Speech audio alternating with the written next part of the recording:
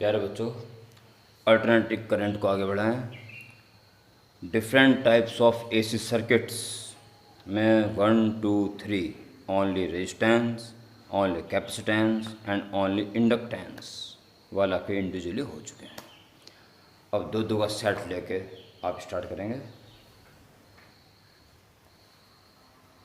1 2 3 1 number 4 LR circuit.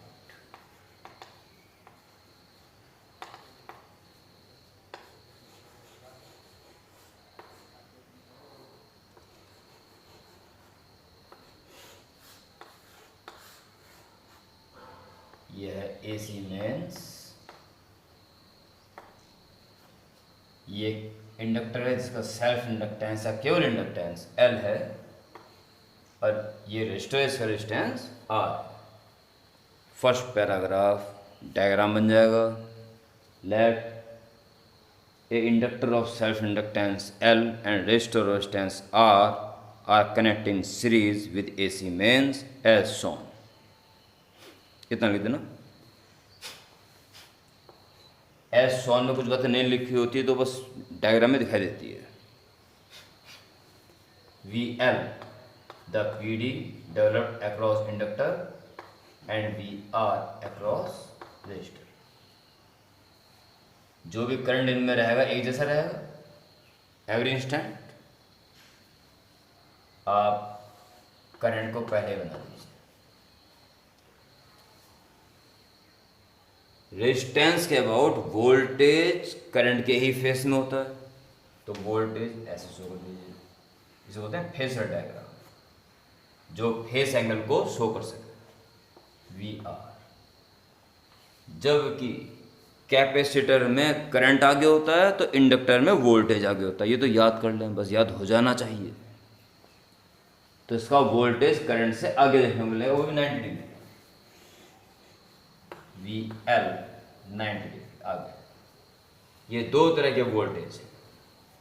प्यारे बच्चों, अगर DC सर्किट होता तो सीरीज में वोल्टेज डिवाइड हो जाता है, सब में सबको जोड़ के टोटल वोल्टेज आ जाता है। पर यहाँ मामला कुछ और ही है। यहाँ वोल्टेज सीधे जुड़ते नहीं हैं, वेक्टर हम इनका लेंगे, वो इस सर्किट का रिजल्टेंट वोल्टेज है। और रिजल्टेंट कैसे निकलता है? दो वेक्टर्स का। अब वेक्टर सब पता नहीं अपने 11th में ढंग से पढ़े कि नहीं पढ़े, ठीक है? तो complete the parallelogram and take diagonal. This the resultant voltage V of this circuit. केवल इंडक्टर के केस में तो वोल्टेज पूरा 90 डिग्री आगे चलेगा करंट से, पर रेजिस्टेंस भी है तो आगे तो चलेगा, पर पूरा 90 नहीं हो पाएगा, कुछ आगे चलेगा।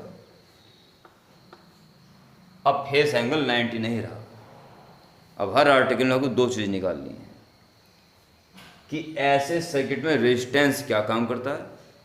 कि रेजिस्टेंस ये थोड़ी है, ये तो काम करना शुरू कर देता है ना AC में, DC में नहीं करता। तो इस रेजिस्टेंस का नया नाम देंगे। अब रिएक्टेंस तो दे चुका था, खाली कैपेसिटर के कारण कैपेसिटिव रिएक्टेंस, और only for inductor inductive reactance, and more than 2। अब नया नाम इस वीडियो में आपका आने वाला है, यानी फिलहाल तो इफेक्टिव रेजिस्टेंस कह देता हूँ। इफेक्टिव रेजिस्टेंस का डेरिवेशन और वोल्टेज करंट से कितने फेस एंगल के डिफरेंस पे है, यानी फाई। ये दो चीज़ निकालने के लिए आएगा एक article.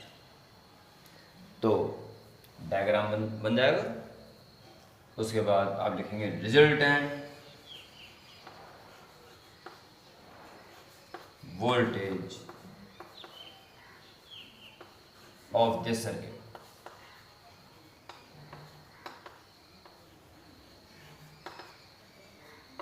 V square is equal to Pythagoras से VR square plus VL square. V equal to IR होता है, स्क्वायर भी तो I स्क्वायर R स्क्वायर। इसका R का काम कौन होता है? रिएक्टेंस करता है, इसमें X है, स्क्वायर स्क्वायर। तो V square is equal to I square common ले लो, तो R square plus XL square V square के अपॉन ले आई स्क्वायर को is R square plus XL square. So square root करते हैं, V upon I is under root of R square plus XL square. अभी कोई particular voltage नहीं है, ये मेन वोल्टेज है, resultant voltage and main current पूरे सर्किट का वी अपॉन आई या पूरे सर्किट का रेजिस्टेंस। तो इस रेजिस्टेंस में कंट्रीब्यूशन इंडक्टर का भी है। इसके बाद आप लिखेंगे, और यहाँ तक नोट नहीं किया तो पॉज करके पहले नोट कर लो। उसके बाद यहाँ लिखेंगे, ढंग से सुनना जो लिखना है। Hence ratio V upon I is effective resistance of this circuit, which is called impedance. Impedance Z। इतना बताने के बाद अगली लाइन से, so important, so impedance of LR circuit, so impedance of LR circuit Z is equal to under root R square plus what is XL omega का square.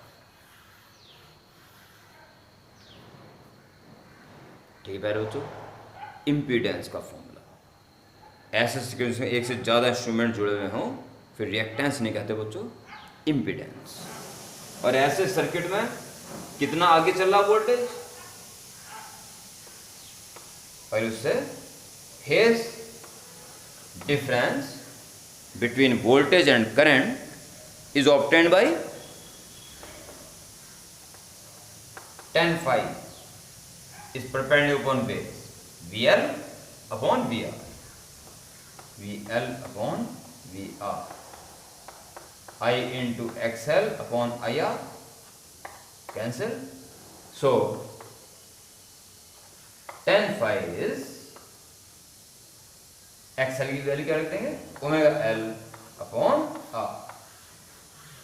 ये दो derivations करने के लिए आए एग्जाम में। नंबर 5 डाल दें, CR सर्किट।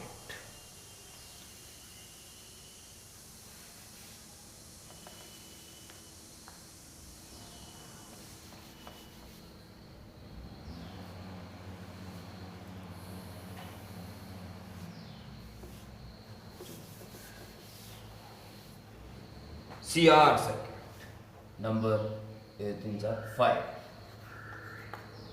CR सर्किट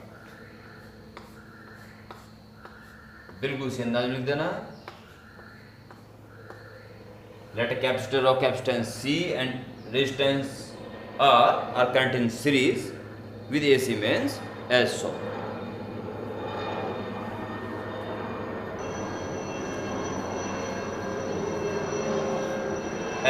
ठीक है, फेसर डायग्राम बना, करंट सेम होगा एट ऑल इंस्टेंट। कैपेसिटर में करंट आगे और करंट बना चुके हैं और आगे बनाना है तो वोल्टेज के पीछे बनाया जाएगा। ये वोल्टेज है अक्रॉस कैपेसिटर, जिस पता चल रहा है कि करंट 9 डिग्री आगे, जबकि रेजिस्टेंस का वोल्टेज सेम फेस में होता है करंट के VR। तो रिजल्टेंट यह ओनली कैपेसिटेंस कैसे पूरा 90 पीछे चलता है, अब कुछ पीछे चलेगा, रेजिस्टेंस जाएगा तो कितना पीछे has to be find. Phase diagram में और क्या लिखेंगे, resultant voltage of this circuit, और फटाफट स्टार्ट हो जाइए। V कैसे मिलेगा, VR square plus VC square, I into R और I into XC square plus I square take as common तो R square plus XC square upon में आ जाएगा। सब समझ आ रहा होगा। बिल्कुल से अंदाज में, hence ratio V upon I is effective resistance of this circuit which is called impedance Z. So impedance of CR circuit, ये इंपॉर्टेंट है, इस तरह से लिखना जरूरी है। Z is equal to under root R square plus what is XC, 1 upon omega C square, and phase difference phi is obtained by tan phi is VC upon VR, VC upon VR, I into XC upon I into R, I cancel, so tan phi is XC means 1 upon omega C upon पहले से R। ठीक है, आराम से करना, मैं तो फटाफट कर दिया यहाँ पे, क्योंकि LR सर्किट अगर समझ गए CR में ज़्यादा दिक्कत नहीं थी, इसमें जल्दी जल्दी बता दिया उसको। आप आराम से ही करना, step to step. Number 6 LC circuit.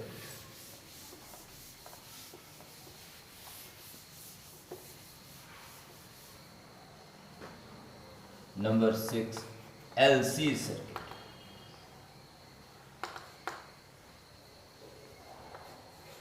Inductor of inductance L and जो लिखना है कैपेसिटर और capacitance C are connected in series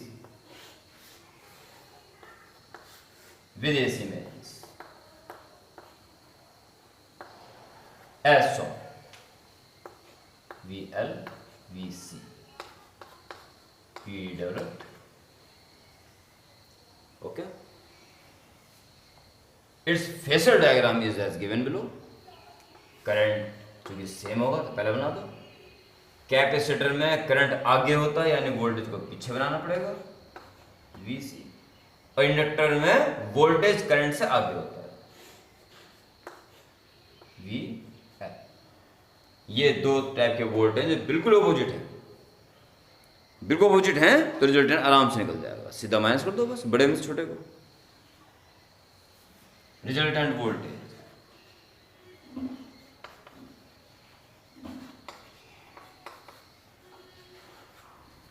V VL difference VC, पता है ना VC बड़ा है कि VL बड़ा है, जो बड़ा होगा बड़े में छोटे को माइनस कर देंगे, इसमें डिफरेंस लगा I into XL difference I into XC, I take as common XL difference XC, V का अपॉन माई लीजिए क्योंकि resultant voltage upon main current, XL difference XC, hence ratio V upon I is effective resistance of this circuit which is called impedance। so impedance of LC circuit, सारी बात देखने के बाद Z is equal to XL difference XC, or Z is equal to XL means omega L difference 1 upon omega C,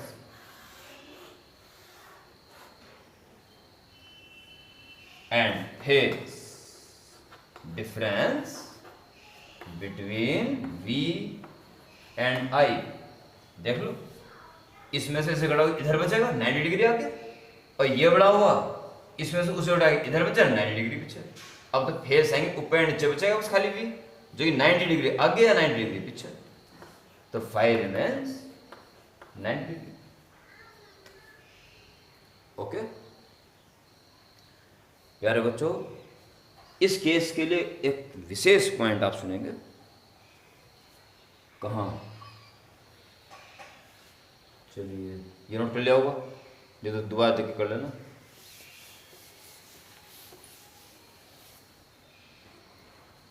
आपने impedance जो कि V upon I होता है XL डिफरेंस XC, ये भी आपने प्रूफ किया, उसकी वैल्यू लिख दी ओमेगा L और उसका 1 upon omega C। Okay, if XL equal to XC, अगर दोनों इक्वल हो जाए देन Z वैल्यू क्या आ जाएगी, दिस माइनस दिस, दोनों इक्वल हो गए 0, और जीरो होने में तो आई की value infinity, I tends to infinity. Current का एम्पलीट्यूड बहुत ज़्यादा हो जाना, इसे तो रेजोनेंस बोलते थे। जब फ्रिक्वेंसी मैच कर जाती है एक बॉडी की दूसरी बॉडी से, या एक वेव की दूसरी वेव से, या एक वेव की किसी ऑसिलेटिंग बॉडी से, तो रेजोनेंस हो जाता है। अब वो एनर्जी इस माइनस हो जाती है और इसका एम्पलीट्यूड धीरे धीरे बढ़ना शुरू हो जाता है। ये एम्पलीट्यूड बढ़ के इन्फिनिटी की तरफ जा रहा है, रेजोनेंस हो गया। हाँ, इस वक्त इलेक्ट्रिक रेजोनेंस कहलाएगा। This is known as electric resistance, electric resonance.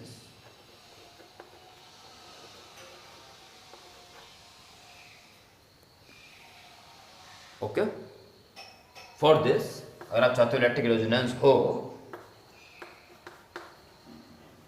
इसके लिए ये कंडीशन होनी चाहिए, XL equal to XC, that is omega L is equal to 1 upon omega C, that is omega धर लियो, omega square is equal to 1 upon LC, that is omega is under root 1 upon LC, omega means 2 pi f।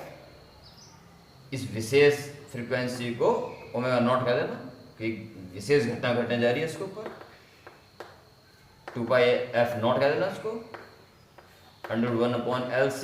So f naught मैं यहाँ लिख रहा हूँ is equal to 1 upon 2 pi under root 1 upon LC। ऐसी frequency अगर इस circuit की हुई तो रेजोनेंस स्टार्ट हो जाएगा और करंट अपने एम्पलीट्यूड को बहुत ज़्यादा बढ़ा देगा और electric resonance is take place. So this frequency लिख देना है इसके नीचे, this frequency is called resonant frequency, resonant frequency. ठीक है प्यारे बच्चों, रेजोनेंट फ्रीक्वेंसी अपने इंस्ट्रूमेंट की बदली जा सकती है, कोई एक चीज को वो करके चेंज करके। हमारा रेडियो रिसीवर में LC सर्किट ही होता है। उस LC सर्किट में आपका जैसे ये एक प्लेट है, ये एक प्लेट है, एक और प्लेट नीचे, एक और प्लेट नीचे, प्लेट्स का सेट होता है। और एक प्लेट्स का सेट पैरेलली एक और होता है। जब हम रेडियो की नोब को घुमाते हैं तो एक पैरेलल प्लेट का सेट मूव करता है और दूसरी स्टेशनरी पैरेलल प्लेट सेट्स के बीच में एंटर कर जाता है और कॉन्टैक्ट एरिया बढ़ना शुरू हो जाता है। उनसे ही कैपेसिटर बनते हैं और कैपेसिटर का कॉन्टैक्ट एरिया जो बढ़ेगा तो प्यारे बच्चों कैपेसिटेंस याद करो, K इंटू के epsilon not A upon D, parallel plate capacitor का फॉर्मूला। तो कॉन्टैक्ट एरिया बढ़ने से कैपेसिटेंस बढ़नी शुरू हो जाएगी और घटने से घटनी शुरू हो जाएगी। तो रेडियो रिसीवर की नोब को घुमाने से हम कैपेसिटेंस को चेंज करते हैं, इससे इसकी रेजोनेंट फ्रीक्वेंसी क्या हो जाती है, चेंज हो जाती है।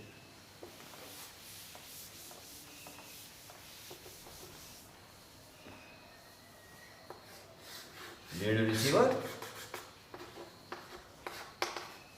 एंटीना और तमाम तरह की अलग अलग स्टेशन से आने वाली फ्रीक्वेंसीज, नजीबाबाद, बम्बई, दिल्ली। ओके, एक वेव आ रही है, खाई के पान बनारस वाला खुल जाए बंद अकल का ताला। एक स्टेशन से वेव आ रही है, भाइयों और बहनों कहीं से कोई दूसरा प्रोग्राम आ रहा है, कहीं से कोई और प्रोग्राम आ रहा है, कहीं से पता नहीं कौन सा प्रोग्राम आ रहा है, और सबकी फ्रिक्वेंसीज अलग अलग है। 11वीं कक्षा में आप रेजोनेंस बड़ा अच्छा पढ़ा है, बहुत बढ़िया पढ़ाई करी आपने, और अब आपने ये भी देख लिया है। और याद करें उस लेक्चर में मैंने आपको ये बताया था कि सारे रेजोनेंस मैंने आपको बता दिया, परंतु इलेक्ट्रिक रेजोनेंस 12वीं कक्षा में आने पर तुम्हें पता चलेगा। वही दिन है आज का। इसकी नोब को घुमाने से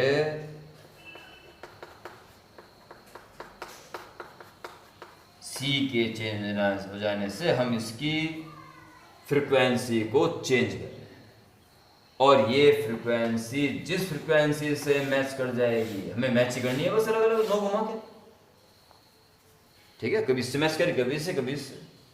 मान लो खाइए के पान बना रस वाली फ्रिक्वेंसी से इसकी फ्रिक्वेंसी मैच होगी तो रेजोनेंस हो जाएगा। करंट उसी फ्रिक्वेंसी वाला, खाई के पान बना रस वाला करंट का एम्पलीट्यूड इतना ज़्यादा हो जाएगा कि हमें सिर्फ वही प्रोग्राम सुनाई देगा बस, और आराम से गाना सुनेंगे, उसे तो डांस भी कर सकते हो। तो इस टाइप का एलसी सर्किट कहाँ यूज हुआ? Radio receiver. एक लास्ट लाइन लिख देना, such type of circuit is used in radio receiver.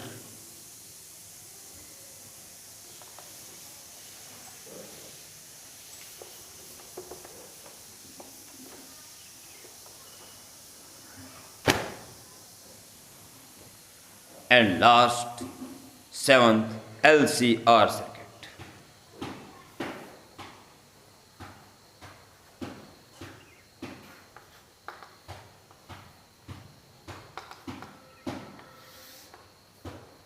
प्यारे बच्चों, LCR सर्किट का इम्पीडेंस और फेज डिफरेंस का फॉर्मूला ही आपको मात्र लर्न रखना है, केवल सातों सर्किट के नहीं।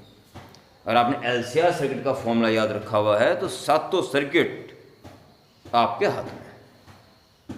उसके बाद आप इसके न्यूमेरिकल शुरू कर देंगे। तो मैं चाहता हूँ कि इसको अगली वीडियो में दे दूँ या इसी में ही दूँ?